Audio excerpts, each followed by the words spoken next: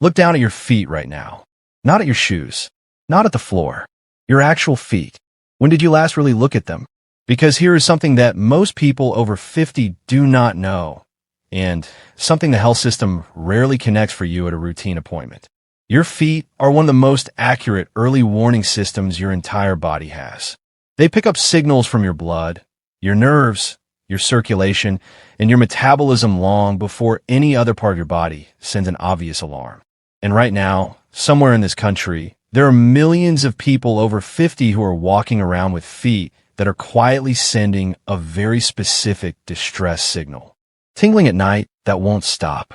A cut on the heel that has been there for 3 weeks and hasn't closed. Toenails that keep coming back thick and yellow no matter what they try. Skin that cracks and peels no matter how much lotion they use. Most of them think it's just age, just dry skin, just bad circulation from sitting too long. They are wrong, and that assumption is costing some of them their toes, their feet. In the most severe cases, their legs. What those feet are actually doing is warning them about high blood sugar. And in many cases, blood sugar that has been elevated for years without a single diagnosis. Today, we are going through all 7 of those warnings. One by one, the science behind each one, what is actually happening in your body, and the specific moment when each one becomes serious enough to act on. Stay with me through all 7. Because sign number 4 is one that almost nobody connects to blood sugar, and sign number 6 is one of the most alarming statistics in all of senior medicine. Welcome. This channel exists for one reason: to take the research on senior health, the real studies, the peer-reviewed data, the clinical evidence, and put in plain language that actually helps you make better decisions about your body. No fluff, no scare tactics, just the information you deserve to have. If you are new here, hit subscribe. Every week we go deep on the health topics that matter most after 50. And if this video reaches someone you care about, share it with them. What you are about to hear could genuinely change the trajectory of their health.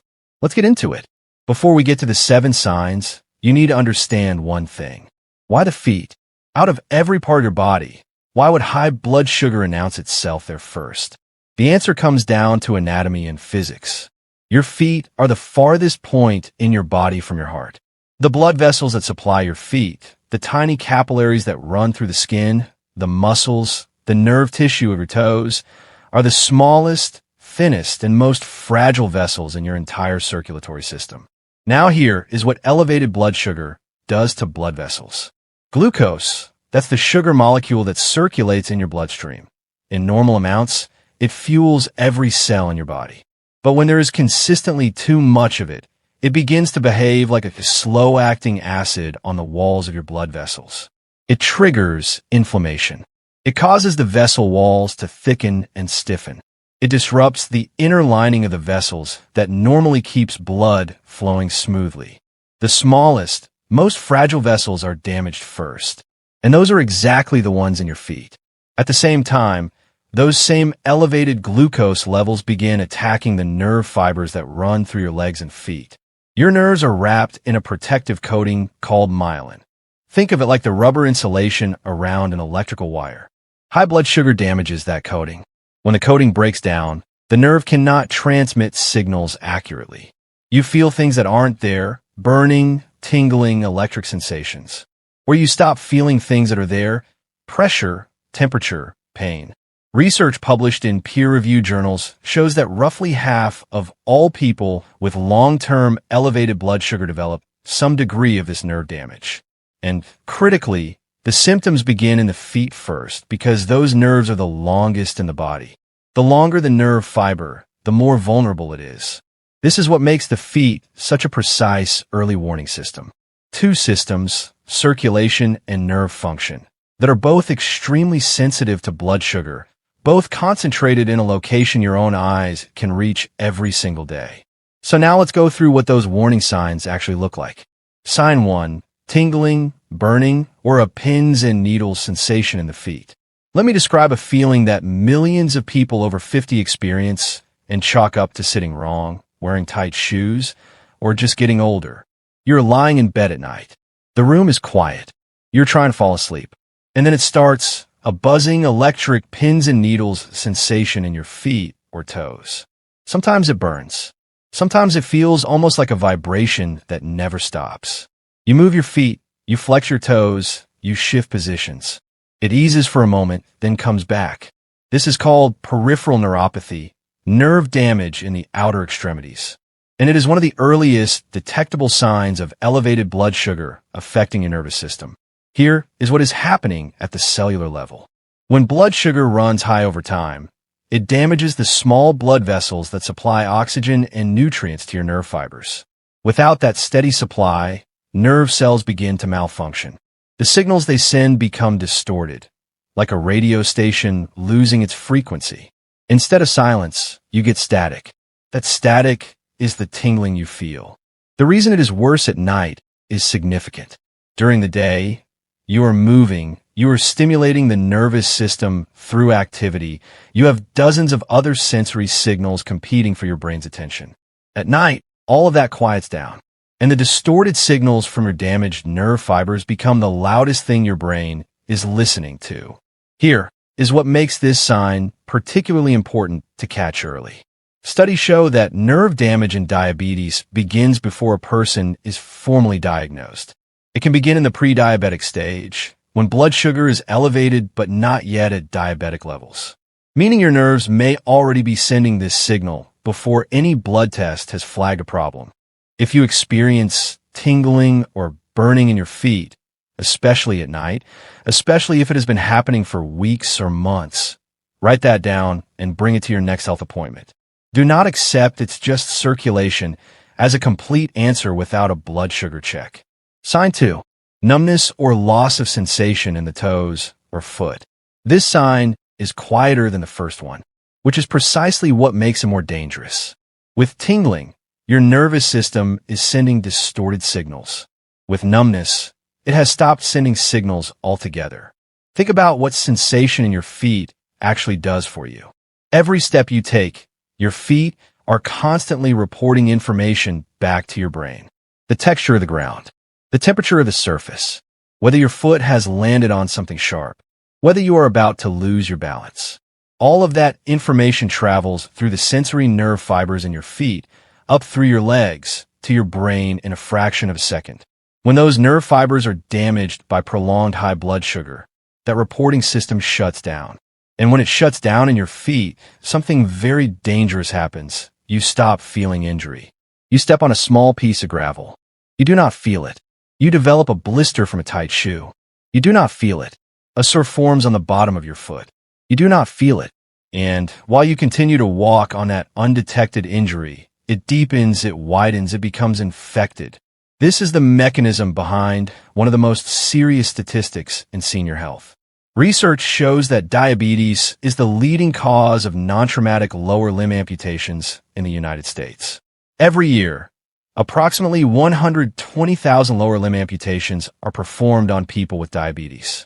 And foot ulceration, which begins as a wound you simply did not notice, precedes 85% of those amputations.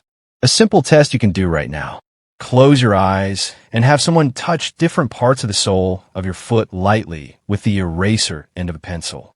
You should be able to feel each touch clearly and identify where it landed. If you find areas where sensation feels reduced or absent, areas where you feel pressure but not the precise location, that is a signal worth taking seriously. Sign 3. Cuts, blisters, or sores that won't heal. Let me tell you about a pattern that health researchers have documented thousands of times. A person cuts their foot on something small, a piece of glass, the edge of a nail. They put a bandage on it. A week later, it is still raw. 2 weeks later, it looks the same. 3 weeks later, the edges are starting to look unusual. They have been applying antibiotic ointment, keeping it clean, doing everything right. But the wound will not close. This is not bad luck. This is the direct biological consequence of elevated blood sugar in the bloodstream. Here is the mechanism. Your body's wound healing process is a sophisticated cascade of events.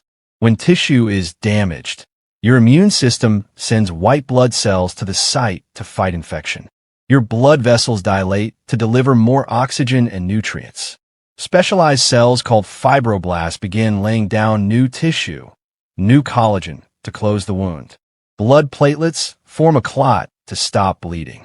Chronically elevated blood sugar disrupts every single one of those steps. It weakens the white blood cells, making the immune response slower and less effective. It damages the small blood vessels that are supposed to deliver extra oxygen to the wound site. It interferes with the signaling molecules that tell fibroblasts to begin rebuilding tissue. And the feet, already the farthest point from the heart, already receiving less robust circulation than other parts of the body, are where this impairment shows up first and most severely. A wound that heals in 5 to 7 days on a person with healthy blood sugar can take weeks or months in someone with elevated glucose. And during those weeks, every hour the wound stays open is an hour during which bacteria have an opportunity to enter, multiply, and establish an infection. The rule to apply here is simple but important. Any wound, sore, blister, or cut on the foot that has not shown clear signs of closing within 2 weeks deserves prompt medical attention. Do not wait for pain to escalate. With blood sugar-related nerve damage, pain may be significantly reduced or absent entirely. Sign 4. Persistently cold feet, even in a warm room. This is the sign almost nobody connects to blood sugar, and it is one of the most telling. You're sitting in a warm house. The thermostat is set to a comfortable temperature. Everyone around you is comfortable, and yet your feet feel cold, persistently cold, ice cold in some cases. You put on socks. You put on thicker socks. They warm up temporarily, but within an hour, they're cold again. Most people blame this on poor circulation in a general sense, or simply on getting older. But here's what the research tells us is actually driving it. Chronically elevated blood sugar triggers a process called atherosclerosis in the small blood vessels, a stiffening and narrowing of the vessel walls caused by the buildup of inflammatory material on the inner lining. In the arteries of the lower leg and foot, this produces a condition called peripheral artery disease, reduced blood flow to the tissues of the feet. When blood flow to the feet is reduced, less warm blood is arriving at the skin surface. The tissue temperature drops. The feet feel cold. There's a second mechanism as well. High blood sugar also damages the autonomic nerve fibers, the ones that control the tiny muscles in blood vessel walls that regulate how open or constricted those vessels are. When those nerves are damaged, the vessels lose the ability to properly dilate in response to cold, which is the body's normal defense against heat loss in the extremities. The result is feet that stay cold because the vessels cannot respond the way they should. This matters beyond comfort. Cold feet in this context mean reduced blood flow to tissues that are already vulnerable.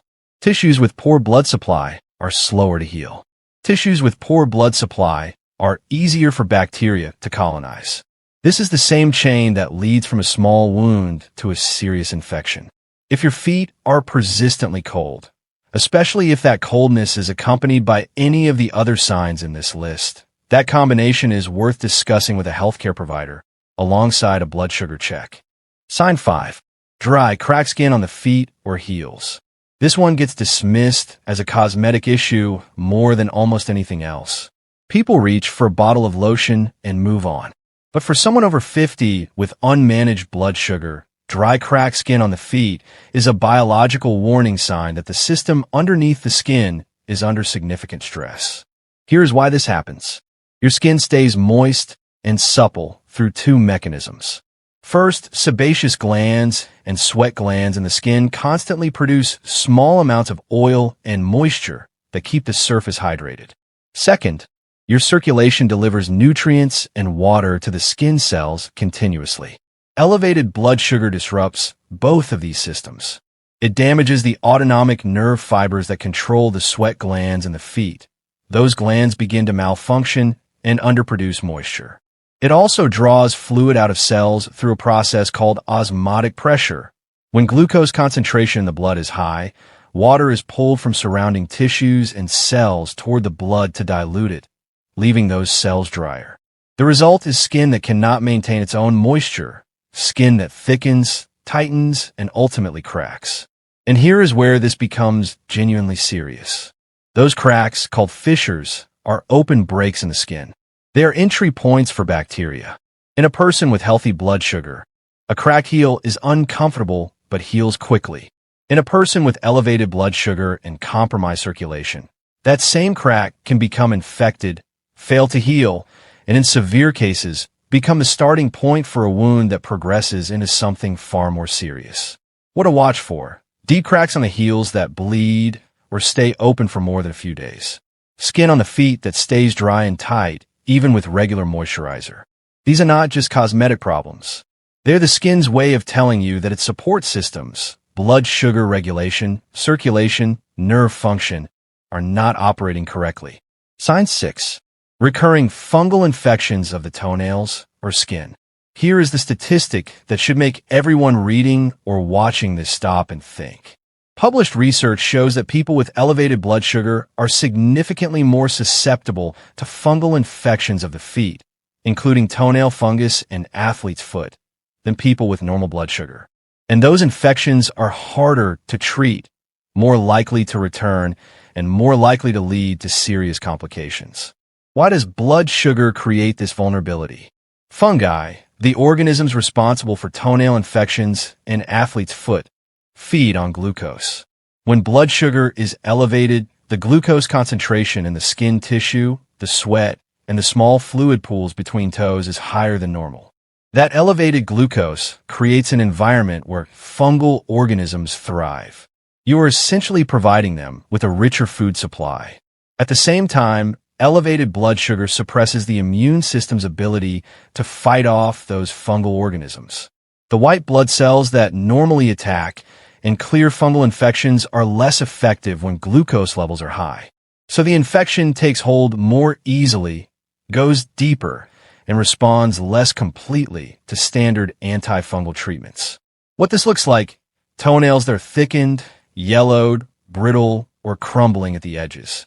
Skin between the toes that is persistently red, cracked, or itchy, a pattern consistent with athlete's foot that keeps returning after treatment.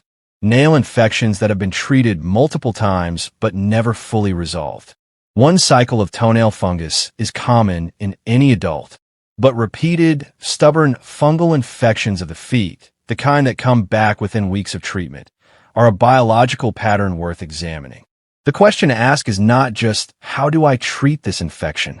It is, why is my body not clearing this on its own? Sign 7. Changes in foot shape, unusual calluses, or Charcot foot. This final sign is the one that represents the furthest progression down this pathway.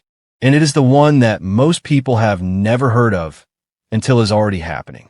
When blood sugar elevation causes significant nerve damage over months and years, the muscles in the foot begin to weaken and atrophy in an uneven pattern. The small intrinsic muscles, those tiny muscles inside the foot itself that hold the bones in their correct alignment, lose strength and coordination. This causes the bones of the foot to shift. Toes begin to curl or claw. The arch of the foot changes shape. Unusual pressure points develop where there were none before. Those pressure points produce calluses, thickened areas of skin in atypical locations. The bottom of the ball of the foot, along the side of the toe, under the arch. A callus in an unusual location is the foot's defense response to abnormal pressure. And that abnormal pressure is being created by a structural change driven by nerve damage. In the most advanced cases, a condition called Charcot foot can develop. This is a serious complication in which the bones of the foot become fragile and begin to fracture and shift, reshaping the foot significantly. Because the nerve damage removes pain sensation, the person continues walking on an increasingly damaged structure without realizing what is happening.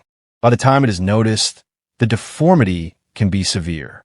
What to watch for: new calluses forming in places you never had them before. A gradual change in the shape of your foot. Toes that have started to curl or claw over the past year or two. A foot that looks different in structure than it did 5 years ago. Any of these changes, if they are new, belong in a conversation with a healthcare provider. You now have the full picture. 7 warning signs. The science behind each one. The moment each one becomes serious enough to act on. Now here are 3 concrete actions. Simple, zero cost, doable this week. Action 1. The daily foot check. Every evening after removing your shoes and socks, take 60 seconds to look at your feet. Top, bottom, between the toes, around the nails, the heels. You're looking for any of the signs we covered today. Cuts or sores that weren't there yesterday. Redness, unusual dryness or cracking. Changes in nail color or texture. This takes 1 minute. For people with reduced sensation, it is the only way to catch a wound before it becomes serious. Action 2. The sensation test. Once this week, sit down and use the eraser end of a pencil. Press it lightly against different areas of the sole of your foot. The heel, the ball, the arch, the toes. You should feel distinct, clear pressure at each point. If there are areas where sensation feels dulled, reduced, or absent, write it down. Bring that information to your healthcare provider alongside a request for a blood sugar check. Action 3. Ask for a fasting blood glucose test. If you're over 50 and have not had your blood sugar checked in the past year, request one at your next appointment. A simple fasting blood glucose test and an HbA1c, which shows your average blood sugar over the past 3 months, costs very little and can identify elevated blood sugar years before symptoms become severe. The earlier it is caught, the more completely the damage can be slowed or reversed. Your feet have been carrying you your entire life. Every step, every mile, every morning you got up and kept going.